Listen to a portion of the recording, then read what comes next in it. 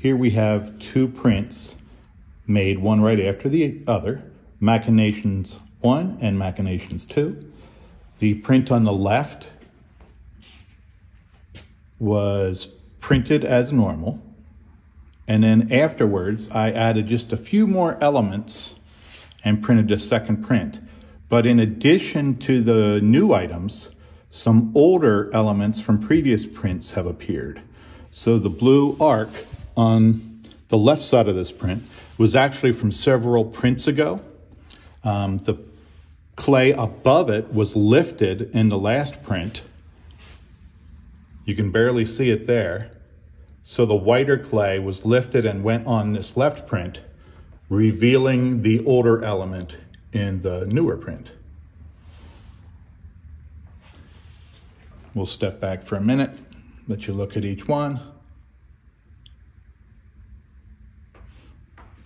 And then the second print. This is also a different material than I normally print on. This particular material does not hold on to the clay quite as easily, so you can end up with white space. Here's another print with the same material. It's called Evelon. It is a form of polyester, like all of the material I use. And again, you'll see white space. You also see some very small, fine elements here. Those are most likely dried clay chips that I scattered over top of the matrix or the clay slab that I design on. So that was purposeful. Here we have three works with darker frames and in two cases darker mats. We have the slant, and below it, this is called sailing. And beside it, checkmate. That blue triangle on the bottom and the reddish squares appear in several other prints that are in this exhibit. Here are two works where you will see those red squares and the blue triangle. So these were printed after, at some point after, not necessarily immediately. These two pieces were done beside each other. So the top print, Shadow Liturgy 1, was printed. And then without adding anything, Shadow Liturgy 2. Now this is a little deceiving. When I printed this, many of the reddish squares were very faint. So I also used pencil and colored pencil in this, added a little detail to some of the squares, particularly on the right side. So I'll go up again and show Shadow Liturgy 1, and then below it, Shadow Liturgy 2. So some of the dots, those are all colored pencil, and the stronger, bolder outlines on those squares are also pencil and colored pencil. Disruption is a print that I like to use to help explain the process. You may know by now that after you make a print, much of the design will stay behind on the clay slab that you design on. That's called the matrix. In this work, it's a great explanation of that. All I added were solid stripes. Anything on this print that is not part of the solid stripe is from old designs that remained behind on the matrix. So all of the darker colored disruptions are older things. Here you'll see some squares. This almost looks like fingers. I do have another print in as exhibit that has those elements. So everything in this, again, that's not part of the stripes, are random elements. Here you'll see those finger-like objects. I'm assuming that this was printed at some point before the other one. This is called Reach. This work, entitled Garden Rudbeckia, is quite different. you'll see many of the flowers. Again, there are older elements visible though. On the left, you'll see this blue stripe. That's from an older design. You may see a stripe in here. There are several sphere-like objects that you might be able to see up in the left-hand corner. So Garden Rudbeckia. The next two prints are a good example of how the material you print on changes the work. So in this work called Meadow Blooms, you'll see the entire piece is covered with clay. Here I used Pellin, which grabs the clay fairly easily, so your prints tend to be completely covered. In the second work, Fading Recollections, there's a lot more white space. You'll see also some fainter elements. This was Evelon, which does not grab clay as quickly. So when you're making a print, thinking ahead to what material you want to use is part of the process. Back to Meadow Blooms, also those thin stripes of the flowers were not part of the print making process. They were added afterwards. These two works also had additional elements after the print was made. On the top, we have triangulation. So the print was made, it was matted, and then I added the two larger elements that you see going across the mat. And then down here, French curves too. All of the black lines were added afterwards. If you have any design experience, you may be familiar with the French curves tools.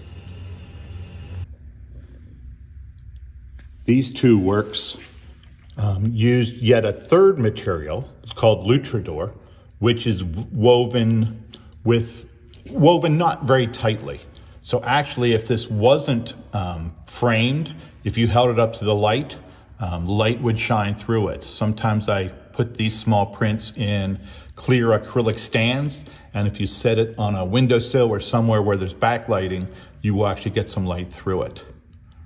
So both of these, you have that looser weave. In fact, hopefully you can see some of the individual threads of the material. So those thin white lines are not actually part of the clay, but the material showing through it.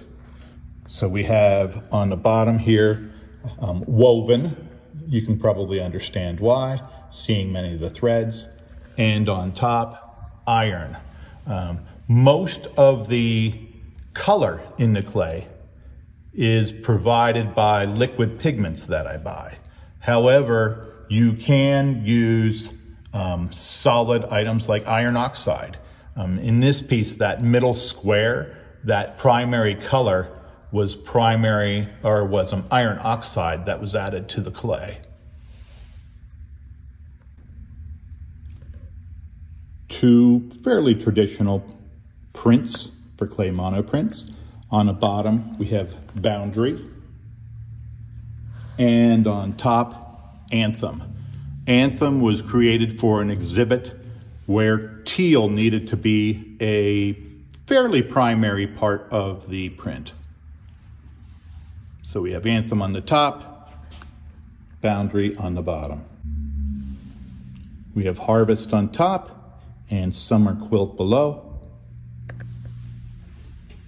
Harvest was printed on Pellin and is fairly busy. A lot of different things going on in that. All of those items in there were not necessarily from the new print. Some of those are coming through from previous prints. And then down below, Summer Quilt. You'll see some white space in there. So that's a sign that it probably wasn't Pellin. That was printed, I believe, on Evelon. Tumble and Soar. And two flags. So we have the red and white stripes representing the traditional American flag elements.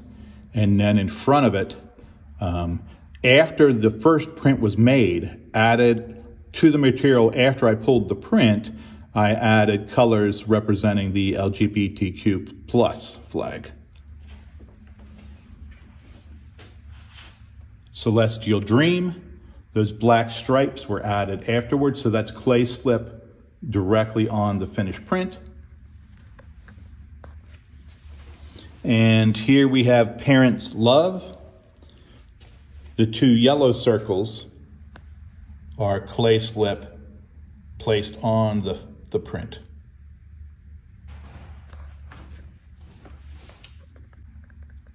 Here we have two unusual prints. On both of these, the clay print was pulled, and then afterwards the clay print was sent through my photo printer so that additional elements could be added.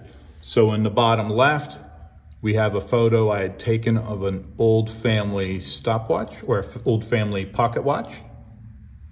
And in the print below it, I added the text with the printer. The printer can be a little finicky with these unusual materials, so it's a little risky. All of these prints that you've seen are called monoprints because you only can make one. After you make one, everything's different. So if I'm trying to run a print through the printer and it doesn't go well, or it isn't printed exactly where I want, I don't get a second shot at it. So once again, politics. And this is called Time Astir.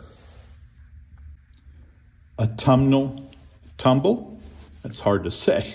So on my clay matrix, I added some autumn colors, placed leaves on top, and then placed my material I was printing to. Applied pressure, and obviously where the leaves were, you're not gonna get color coming through.